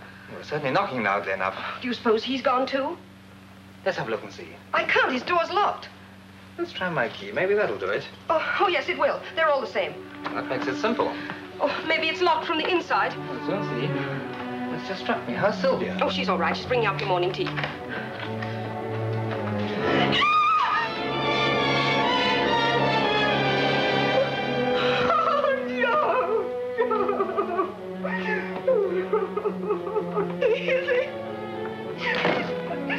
He's murdered. Murdered? No, I can't believe that. Now, there's nothing you can do. Just try and calm yourself. No, he can't be dead. It isn't true. Oh, Joe! Never mind. Are you ill? There's nothing for you to worry about. He's had a shock. Shock? In there, Mr. Reynolds. What's happened? He was murdered. Who did it? That's not for us to say. Can you take care of her while I go for breakfast? Yes, but hurry. There's usually one on the corner.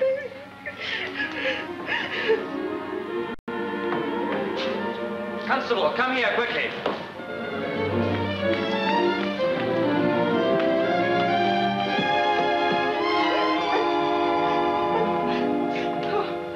I didn't do it. I swear I didn't. It could have been anybody in the house, but I didn't kill him. Where's the body? In that room there. Now, see here, Mrs. Armitage. You've just got to control yourself. Oh, I didn't do it. I tell you I didn't. Of course you didn't. Now, relax. Relax? How can I ever relax again? How can I? Oh. Murder it is, and no mistake, sir. You got a telephone here? In the living room downstairs. I'll notify the inspector. But remember, you're all to stay right here where you are.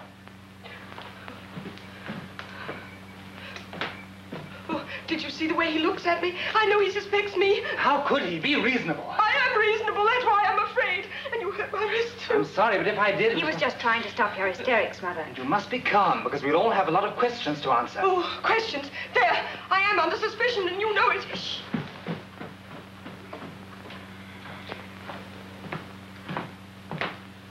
Inspector will be here presently. And while we're waiting, I'll take down a few particulars. But I'm warning you, anything you say now will be taken down in writing and possibly be used in evidence hereafter. Now then, who's the head of this here house? This lady here. Your name, madam? Stella Rosabelle Armitage. Married or single? Married. Married. Your husband here? No. I see. Living apart, eh? There. I told you we'd jump at unwarranted conclusions. Nonsense, Mother. He didn't understand. My father was away at Holmes for the night. He'll be back this morning. Sorry, ma'am. My mistake, but no offense intended. You are, Miss Armitage? Yes. I live here and help with the house. We take lodgers. Was the deceased a lodger? Yes. How long had he lived there? Oh, about 10 years, I'd say. On and off. What was his name? Joseph Reynolds. Business? Oh, I'm not sure. Some kind of broker, I think, you know. Buying and selling things. Well, we'll look into that later. Had he any relations? No. I'm not sure. I didn't know much about his private life. Well, I'd say he was an ideal landlady, ma'am. You know, I had a landlady once. Only had her for 2 weeks, though. She knew all about me. If I'd have stayed another week, she'd have had me hooked. But not knowing anything about a lodger for 10 years, that's quite a record. Do you doubt my word? No need for you to get uppity now. Now then, had he any particular attachments? What do you mean by that? Well, was there any lady who might have, you know... Oh, no. No, absolutely no. You sure of that? Yes. I don't know. I told you I didn't know much about his private life. But why do you keep staring at me like that? I can't bear it. I'm being persecuted. I'll take her to her room until she's recovered. Well, she'll have to see the inspector later, you know. Of course. She'll be all right in a minute.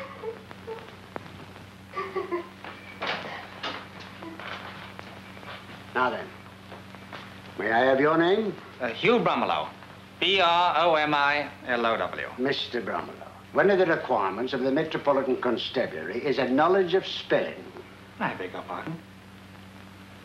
Occupation. I write stories and things. Yes? Yes? Yes? What do you do for a living? Just right. Occasionally, I sell something I've written. Oh, I see.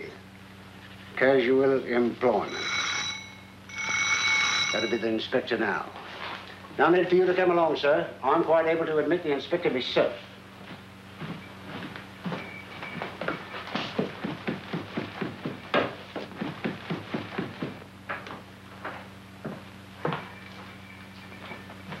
Where's the policeman? He's letting the inspector in. That's dreadful.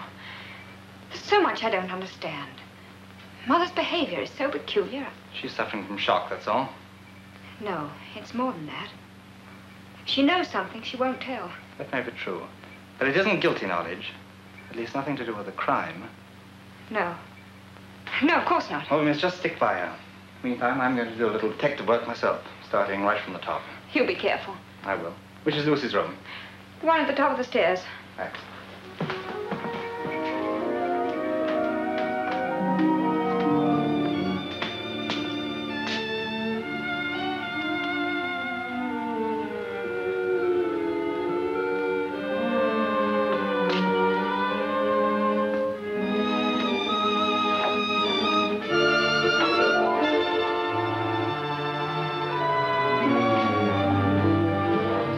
I took the liberty of writing down a few particulars, sir. You know, names and addresses and such. I'll have a look at them later. This is Miss Armitage, the landlady's daughter. Inspector Gregg himself. I'd like to see your mother, too. She's lying down for a few minutes. And I'll look over the victim's room first. Right over there, sir.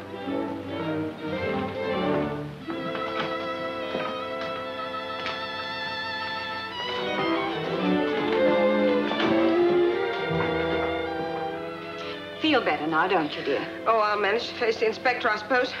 Well, you won't be alone. Everyone will be questioned. Yeah, but where is everyone? Where's Mrs. Snell, Ramsing, Lucy? I want to see Lucy myself. She smokes cigarettes. Oh, yes. I've caught her at it several times, told her off to. Oh, and there goes my clue. May we come in? Please do. This is Mrs. Armitage, Mr. Bromelow, and this here is Inspector Gregg himself. Mr. Armitage is away, I understand. Are there any other lodgers? Yes, there are two. Ram Singh, an Indian student. And I'll see him first. Only he's not here. Oh? Where is he? I don't know. He was gone this morning, and his bed hadn't been slept in, which is quite unusual. The other lodger. Miss Snell, a maiden lady. She's always seemed very quiet and refined, but of course you never can tell. Is she here? No. And the odd thing about that is she'd asked to be served breakfast in bed, and yet was gone when I went to call her. Does seem odd. Both of them disappear at this time? Have they latchkeys? Yes. Nip downstairs. Tell the boys to keep out of sight. To let anyone come in but nobody out. Very good, sir. Now, how about the servants? Well, we have just one. We had just one. You're not saying she's disappeared, too? Precisely. I'd given her notice because she was sullen and insolent. Oh, that's her sort, eh? She was supposed to have stayed until today, but she was gone before breakfast. Said she had a headache last night and went up to bed. That's the last I saw of her. There does seem to be something queer about it. Maid and 2 lodgers disappear, and the third one's murdered? Oh, I shall never forget the way he looked when we found him. He didn't answer my knock. Mr. Bromelow came out, and we used his key to get in. Reynolds' door was locked, eh? That's right, Inspector. I opened Reynolds' door just as Mrs. Armitage says. Inspector, I've just been on the telephone. That all she bet on, Aspidistra? He won. Won by 6 lengths, all by himself. What did he pay? Unfortunately, he was disqualified, so he didn't pay nothing. You want anything in the 4th race, sir? No. When was Mr. Reynolds last seen alive? I said goodnight to him in the hall just before midnight. Then he went to his room. Where was Miss Snell then? In her room. And the Indian gentleman? I don't know. And the maid was in bed? To the best of my knowledge. Oh, but she wasn't. Miss Armitage and I both saw her just at midnight. Where was that? In the upper hall. Miss Armitage and I had stopped to say goodnight. Lucy came down from the attic, crossed the hall, and went down the stairs. Where did she say she was going? She didn't say anything. She was wearing a shawl around her face and staring straight ahead. Most peculiar, fixed stare. She never even seemed to notice us. Think she might have had a drop too much to drink, perhaps? Oh, so that was it. I might have suspected as much. That's why she was so sly and sullen and smooth. Now, Mother, don't jump at conclusions. We don't know that. It's enough for me. She'd been drinking and got to brooding over some fancied wrong Mr. Reynolds had done her. And then she killed him. I don't believe Lucy could possibly do a thing like that. She'd have been able to see the knife that was used, too, when she was cleaning his room, because it always lay on his bedside table. That may be it. Nobody but a person under the influence of liquor or drugs, or with a heart full of hatred, would have been so vicious, would have stabbed their victim so many times. Oh, so many times. I didn't know that. How ghastly, how horrible. Sorry, ma'am. I didn't mean to shock you. I shouldn't have spoken so frankly. Constable, circulate a detailed description of this maid Lucy and the other 2 lodgers at once. Someone's coming.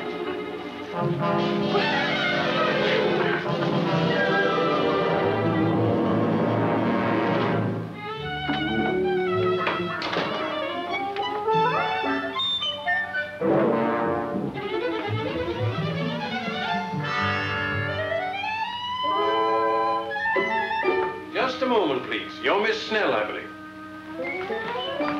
Yeah, you don't seem to understand, miss. This here is Inspector Gregg. Oh!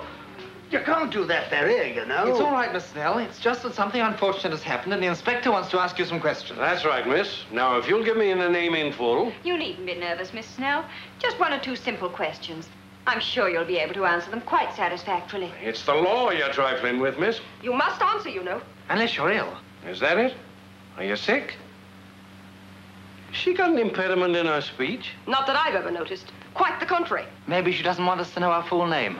No, that can't be it. Because her name is on her cards. Phoebe St. John Snell. Yeah, but she's got to answer for herself, miss. Perhaps this'll convince you how serious it is. There's been a murder committed in this house. Mr. Joseph Reynolds was stabbed to death last night. He's lying in his room right now. As stiff as a mackerel. Perhaps that'll make you speak. We know you've nothing to hide. She had nothing to do with this awful thing. Oh, you can't be too sure. Still waters run deep, you know. Now, will you answer for the last time? If you don't, I'll have to take you to the station.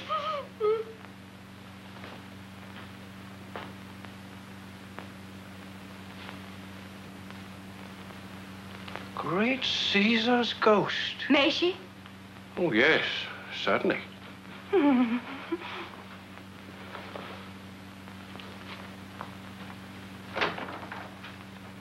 The poor dear. Oh, what's it all about? She woke up early this morning and got a guilty conscience because she hadn't been to church for 4 Sundays.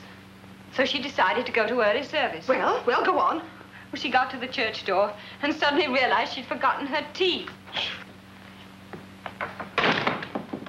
You wish to speak to me, I believe? Yes. Watch out for her now, Inspector. She's got her snappers in. You're Phoebe St. John Snell. Actually, it's Phoebe, Marcia, St. John Snell. I usually omit the Marcia. Too many names seem a bit pretentious, don't you think? Inspector Gregg is doing the thinking around here, miss. What time did you retire last night? Just before midnight, which is rather late for me, but... You didn't notice anything unusual last night? No, nothing at all. Only... Only what? I had such a very vivid dream. I was bicycling through Spain, and the Prime Minister of all people behaved so unconventionally that I... Yes, but nothing that concerns this case. No. Well, did you notice anybody about this morning when you left? No. Not the Indian gentleman, or... That may be Ramsing now. It is. Are you Ramsey?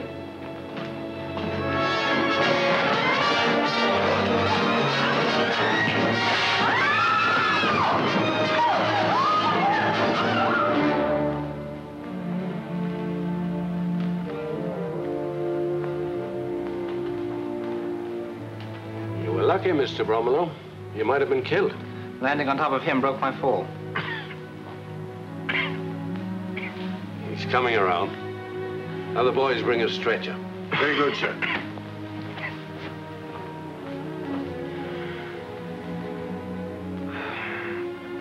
My leg. It's broken. You should be glad it wasn't your neck. Now perhaps you'll answer my questions. I've done nothing to answer for. Your actions upstairs hardly support that. I was nervous. I'm a foreigner and not familiar with your police methods. Well, you'll have a chance to learn now. Because Mr. Joseph Reynolds... Don't you believe him? He would say anything to save himself. He hasn't saved himself. In fact, he's trying to, though, if he accuses me. Yet, this was all his idea from the beginning. Was it? I can prove it. I'll tell everything. I'll turn King's evidence. Oh, so you do know something about our laws, anyhow. Now then, where were you last night? Here until midnight. Then when the bucks arrived, I went to get Reynolds. But his door was locked and he didn't answer. Why? That's what frightened me. I thought he'd gone and tipped you off that the money was here. I see. And this box? I took it away again. You don't think I'd leave £500,000 for a rat like Reynolds, do you? £500,000? Where'd you get it? I'll ask the questions, Mr. Bromelo.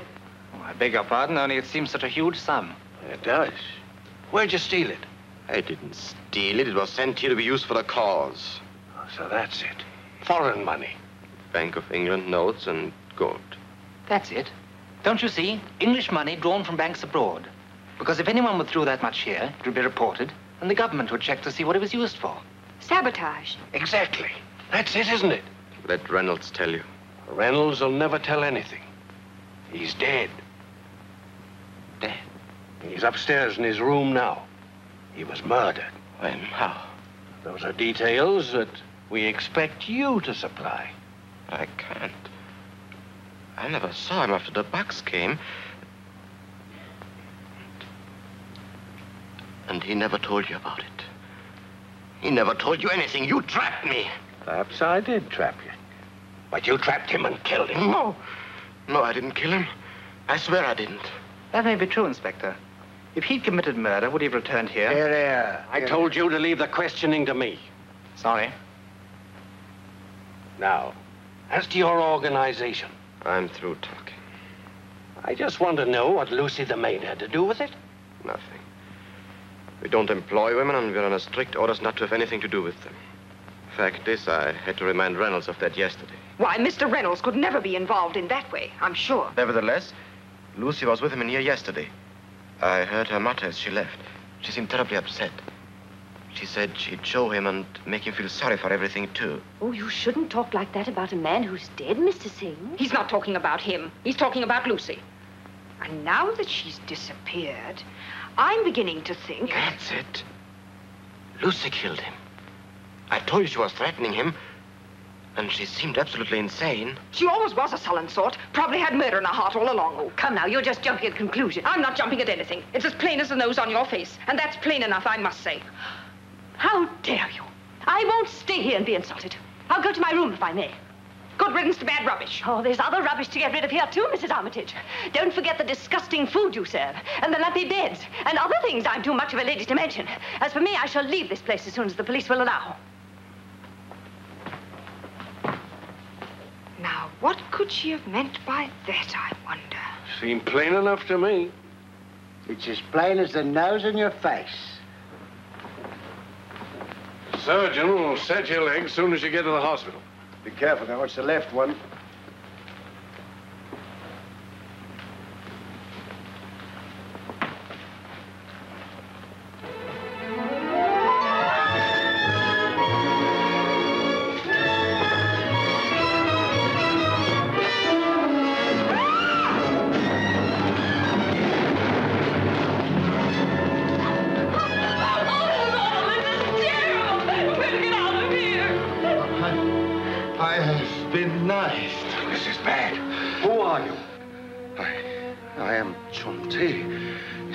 From the freighter Burma Queen. Who stabbed you? It was Ram Singh. Ram Singh? Why'd you come here? I came to collect wages. Was afraid I would tell. Tell what? Did he kill Reynolds too? I do not know. But he would kill anyone for... Take him to the station. See what they can do for it. I'm going to. I'm not going to stay in this slaughterhouse another minute.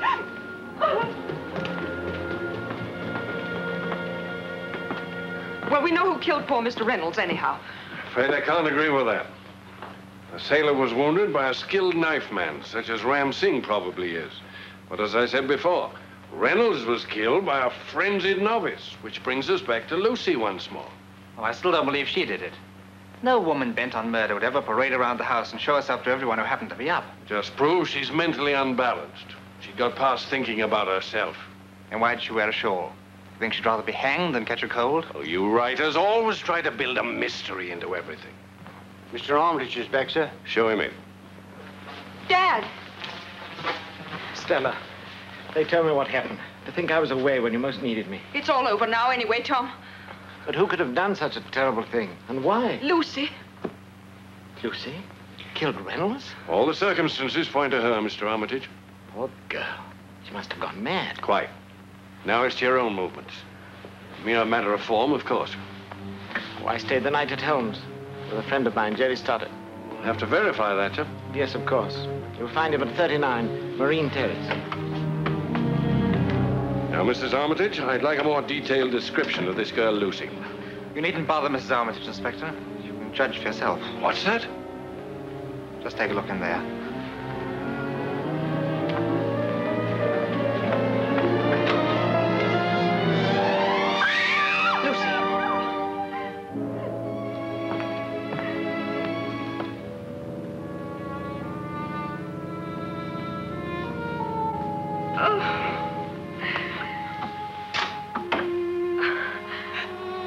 Dead. Has been for hours, I'd say. Oh, Lucy. Oh, how perfectly awful. How'd you come to look in there? Oh, I don't know. Just idly curious, I suppose. Well, that clears up the case anyhow. I'm not surprised she committed suicide. I fancied the river. You're sure it is suicide? Naturally. She was an hysterical type, we know. She'd killed a man and she couldn't bear to think about it. Look at this, Inspector. It was him made me do it. I warned him, and perhaps he's sorry now. But whatever anybody says, he drove me to do this awful thing. Lucy Timpson. Well, we don't need anything else, that's sure. The doctor's here, sir. He's gone up to Reynolds' room. I'll be right with him. May we go to our rooms now, Inspector? Certainly. Yeah.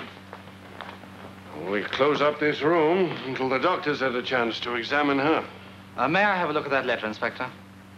Trying to make a Sherlock Holmes out of yourself, are you? I just want to see the effect of hysteria on the handwriting. Well, go ahead. Only hurry.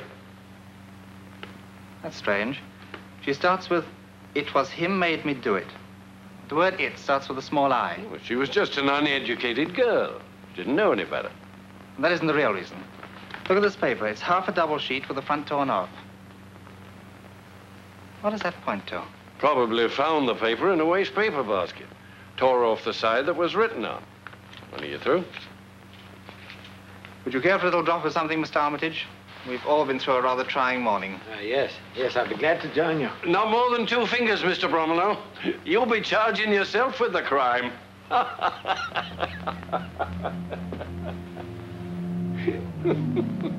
You know, I think Lucy's note was only part of a letter. The last letter of a suicide who wanted to disgrace the man responsible for her death. That's quite likely. Yet there isn't much point in disgracing a dead man, is there? Well, only perhaps to justify her killing him. Even so, why should she destroy the part of the letter that named him? What's your idea? Someone found that letter after Lucy was dead, saw the chance to pin the murder on her, and tore off a part to make it read accordingly. Rather far-fetched, I'm afraid. Especially in view of her mental condition, which you say you noticed last night. That, I think, was a deliberate attempt to mislead us. To make us think we saw Lucy getting ready to kill Reynolds. While Lucy was dead at the time. I don't quite follow you. I'm afraid, Mr. Armitage, you don't want to. What do you mean by that? Who in this house could have impersonated Lucy? Well, there are 3 women. There's Miss Snell, there's Sylvia, there's my wife, but surely... I think it was still another person. Someone who'd played such a role before. A role such as Charlie's aunt. Are you accusing me? Before I actually accuse anyone, I'll ask you to explain this. I found it on the floor of the sitting room, in front of the cupboard where Lucy's body was hidden. And you always carry your little chess set with you, even on such a trip as you took yesterday. That's true, Bromlow. It's also true. I killed Joe Reynolds. But in heaven's name, why? Well, I discovered that he and my wife are in love. When did you find that out? Yesterday, just before I left to catch the train. I saw him kiss her. Did they see you? They didn't know I'd seen the kiss. For a time, I managed to hide the shock. I carried on as usual, automatically, mechanically. And then the thing got me. What thing? Oh, jealousy, jealousy. A monster who kept shrieking to me to kill. And then it softened and began to whisper a plan. I followed it. I went into a shop and telephoned Jerry Stoddart. He was a lifelong friend. I knew he could be relied upon for anything. Your alibi? Yes. And then I paced the streets for hours with that monster always by my side. Then I came back here. You were all at dinner. I hid in the attic across from Lucy's room. Hours later, I crawled out.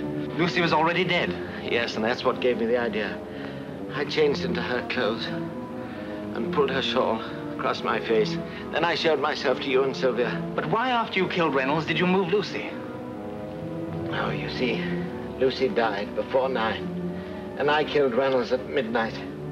I thought perhaps the doctors would be able to determine the exact hours of their death. But you knew she would be found eventually. Oh, I planned to take her away the first opportunity. And even if she were found, I thought the letter would perhaps cover things. Oh, it felt like hours carrying Lucy downstairs. You see, I'd used up all my strength on Reynolds. I felt like collapsing.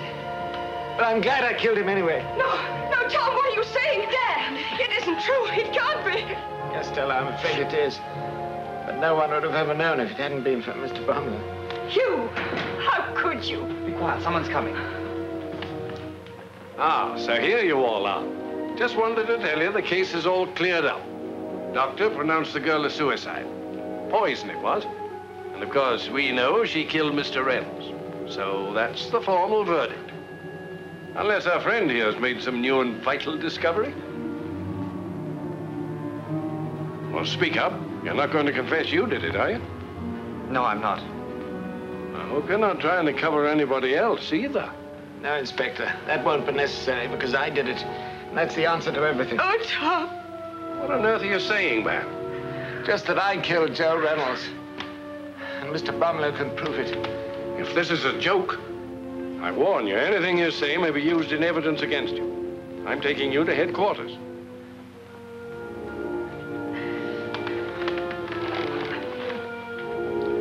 You'll come along too, Mr. Bromlow. Yes, I won't be a minute.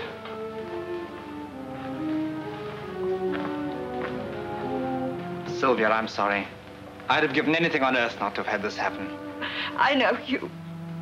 You'd even have protected him if he'd let you. But how would it ever have been possible for you to do such a thing? That's very easy to explain. It's just that I had the best and sweetest reason in the world. Oh, Hugh. And so Hugh turned to Sylvia, and his smile was as eloquent as his words. I think I have the best and sweetest reason in the world. Well, that's the story. Hugh, it's wonderful. I only hope no one's offended. I had to dramatize a bit, of course. Oh, naturally. You certainly made a very unpleasant character out of me. Oh, Dad, where have you been? I've been over at Holmes with Jerry Stoddard. Hugh just finished reading us his latest story. It's a shame you missed it. He made you a terrible killer. He did he? I'd like to kill the man who invented this chess problem. You made me out quite a lad with the girls. How many times you say Tom stabbed me? 28. Cut your throat a couple of times, too. How does a man smoke with his throat cut? And I resent your fiction that my teeth aren't my own. So just to prove it. Homer, have a cavity. You better go and see my dentist tomorrow, dear. And I assure you, sir, that no one is more loyal to the Empire than I. It would do me grave injury if my name were to appear in your book as that of a traitor. All names will be changed before publication, I promise you. I'd like to have my name in a real book, Mr. Yu. You would you, Lucy? Well, we'll keep it in. Maybe use your picture as a frontispiece, too. What will my young man say? You didn't give me much to do. I want to talk to you about that. Excuse us? Sylvia. Do you remember that promise you made me? Of course. But that was only in your story. Well, I'd like to have you make it again, now. Why not? You mean it? Certainly. Well, I'll make the announcement right now. But wait, there's nothing to announce. That promise depended on a play, not a book. Oh, I know that, but it's going to be a play. I only wrote it as a book first because it gave me greater freedom of action. But how'd you know it'll be produced as a play just because you sold it as a book? Because everything Dwight Winston writes is produced. Dwight Winston? Yours truly. You're Dwight Winston? But why should such a successful playwright come to a little lodging house like this? Well, for 2 reasons, my dear. First, to get color and characters. Secondly, to find a wife. Oh, you... Maybe hurry. We've still got time to get a license before the registry office closes. But I can't go like this. Here's your coat. You don't need a hat. That's all right. Come on. My, you are in a hurry. Yes, I am. Yet maybe we should pause for just 1 more minute. Excuse me, Governor, but I was looking straight ahead, sir, and I didn't see a blooming thing. May I be forgiven. Oh, I wish I was 50 again. If a buddy meets a buddy coming through the road,